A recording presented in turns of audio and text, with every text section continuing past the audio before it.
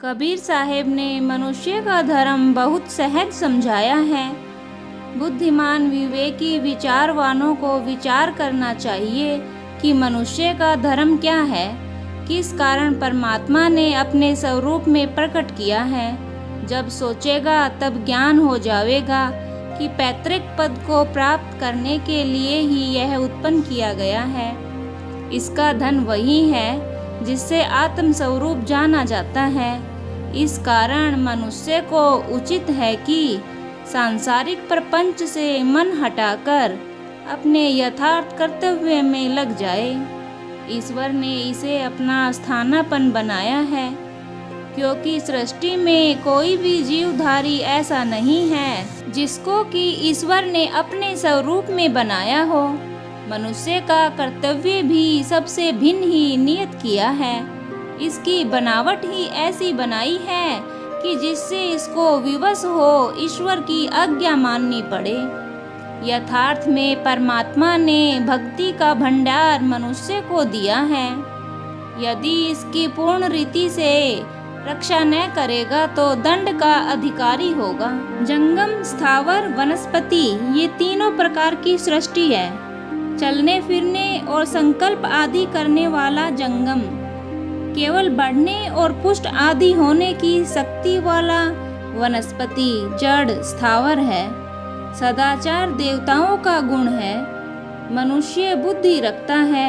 इस कारण उचित है कि पशु धर्म को छोड़ दे, देव धर्मों को धारण करे।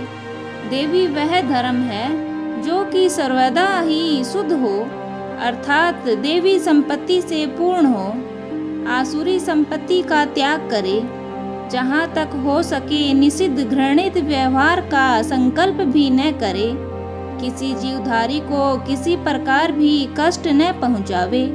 परमात्मा ने मनुष्य का पद देवताओं से भी श्रेष्ठ बनाया है, क्योंकि देवता लोग स्वर्ग में ही रहते हैं। उनको स्वर्ग प्राप्ति के लिए कुछ भी यत्न करना नहीं आता। इसके बिना वे मोक्ष को भी प्राप्त नहीं कर सकते। मनुष्य असंख्य रुकावटों को पार कर स्वर्ग तथा मोक्ष को प्राप्त कर लेता है। यही कारण है कि खुदा ने आदम का पुतला बनाकर सब फरिश्तों को आज्ञा दी थी कि आदम को नमस्कार करो। शैतान ने आदम से अपने को अच्छा समझा, इसी कारण लोक से निकाला गया। मनुष्य पद के सम्मुख स्वर्ग आदि सब तुच्छ हैं, पर जिस प्रकार शैतान ने आदम से आपको अच्छा समझा वह पतित हुआ, उसी प्रकार जो अहंकार लावेगा, अपने को अच्छा और दूसरों को तुच्छ समझेगा, वह अवश्य नीचे की ओर गिरेगा। अथवा जो पक्षपात करके अपने को अथवा किसी दूसरे को देह अभिमान में फंसावेगा, वह शैतान और शैतान का भाई है।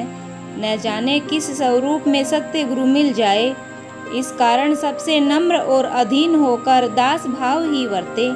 यही मनुष्य का श्रेष्ठ धर्म है। अहंकार ही के कारण जीव अपने सत्य और सुखमय स्वरूप से पतित हुआ है।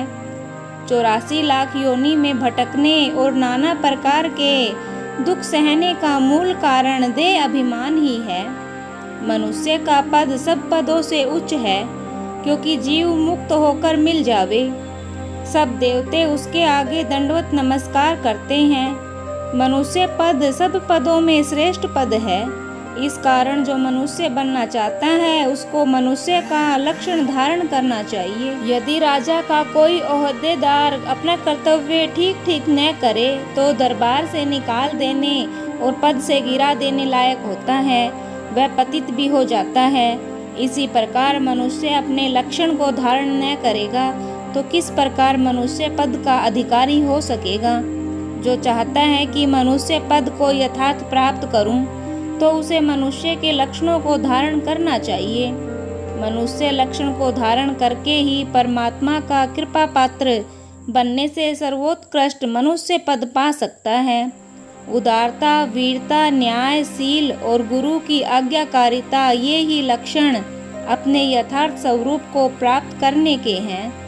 जिसने इन लक्षणों को प्राप्त कर लिया उसे नाना शास्त्र पढ़ने की आवश्यकता नहीं है। शास्त्र पढ़ा हो अथवा नहीं, पर उपरोक्त गुणों के आशय को भली प्रकार समझता एवं उसी के अनुसार चलता हो, तो वही सब विद्वानों में विद्वान और संतों में संत शिरोमणि है, जिसने अपने इंद्रियों को दमन कर लिया है, आसुरी संपत्ति शोध आदि को अंतःकरण से निकाल दिया है, देवी संपत्ति शील संतोष धैर्य आदि को सम्यक प्रकार धारण कर लिया है। वे ही विद्वान हैं, वे ही संत हैं, चाहे शास्त्र पढ़े हो अथवा नहीं पढ़े हों। जिनको देवी संपत्ति सम्यक प्रकार प्राप्त है, उनको शास्त्रावलोकन करने के लिए समय विशेष नहीं लगाना पड़ता। हाँ, जब आवश्यकता हो तो शास्त्र देख लेना अवश्य चाहिए, पर उसी में पचा रहकर अपने भजन को छोड़ बैठना उचित नहीं।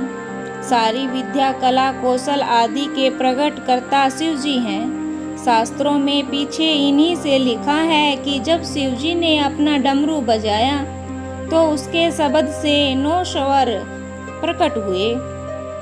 प्रथम ये ही 9 प्रकट 16 स्वर बने, जिनमें से 12 का विशेष प्रयोग हुआ। उसी से वर्णमाला के सब अक्षर प्रकट हुए, जिससे अनंत शब्द प्रवृत्त हुए।